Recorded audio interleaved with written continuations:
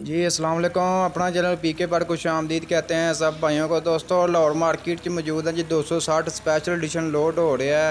भाई ने लिया जी मार्केट चो कैश 3,80,000 रुपये का, मगर ये मिलत कंपनी हुक भी नाल दिंदी है। स्पैशल एडिशन के नाल डेल्फी डीजल पंप मिलता नाल, जिन्हों असीं चौक वाला बोलते हैं। साढ़े जिमीदार इनू बड़ा पसंद करते हैं। वो सामने जी मिलत फैक्ट्री है। इंशाल्लाह तुहाडे नाल अज दी मजीद जिहड़ा मार्केट सूरत हाल वगैरह बाकी ट्रैक्टरां दे भी रेट्स वगैरह नैक्सट वीडियो तुहाडे नाल शेयर करांगे। अज बकायदा तौर पर मार्केट वगैरह ओपन है। गाहक वगैरह सुबह सुबह ही अज खैर किया तो आन लग पे ने।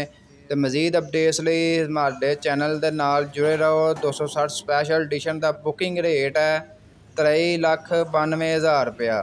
अगर बुक करवाते हो तो फिर भी कंपनी फुल डिलीवरी दे रही है। बाकी दोस्तों अज की अपडेट वीडियो तुहानू अच्छी लगी, वीडियो नू लाइक कर दो। तो मजीद वीडियोज़ के लिए साडे यूट्यूब चैनल अपना चैनल पीके नू लाजमी सबसक्राइब कर लो।